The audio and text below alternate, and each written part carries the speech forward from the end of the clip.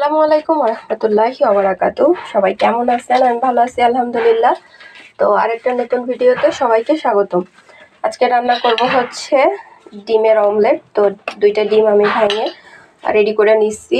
মশলাটাও আজকে হচ্ছে পাটায় বাইটে নিচ্ছি, টমেটো, কাঁচামরিচ, আর এখানে দিব হচ্ছে অল্প একটু আলু আর অল্প একটু বেগুন নিচ্ছি আর কি।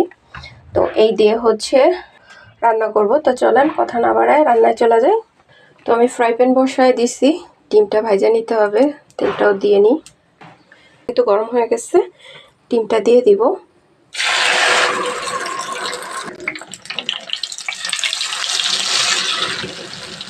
ডিমটা কত সুন্দর ফুলছে মাশাআল্লাহ। তো ডিমটা ভাজা হয়ে গেছে, এটা উঠায় নিব। তো কড়াই বসায় দিলাম,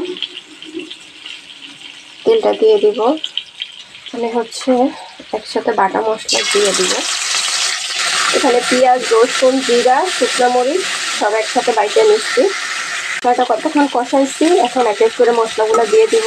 দিয়ে দিলাম মরিচ বা শুকনো মশলাগুলো দিয়ে দিব, হলুদ গুঁড়া দিয়ে দিব, ধনিয়ার গুঁড়া। যেহেতু জিরা আমি বাইটা দিছি এর জন্য আর গুঁড়াটা দিব না।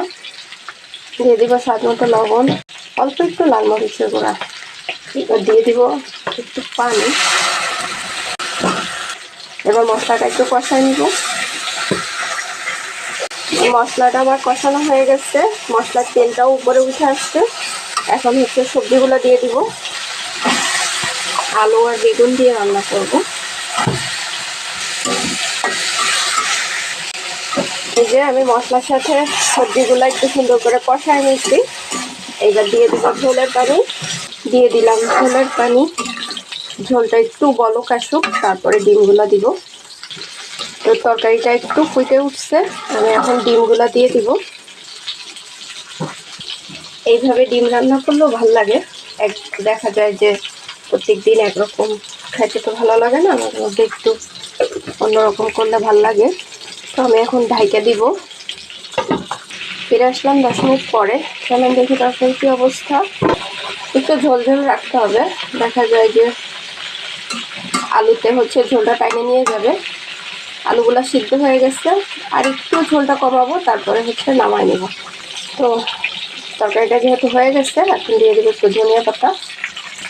তো তরকারিটা হয়ে গেছে, এখন নামাই নিব। তো এই যে হয়ে গেল আমার আলু আর বেগুন দিয়ে ঝটপট ডিমের অমলেট। হ্যাঁ, তো রেসিপিটা কেমন লাগলো সবাই জানাবেন। আর সবার কাছে অনুরোধ রইল চ্যানেলটা সাবস্ক্রাইব করে পাশে থাকার জন্য। আবার দেখা হবে অন্য কোনো ভিডিওতে। সে পর্যন্ত সবাই ভালো থাকবেন। আল্লাহ হাফেজ।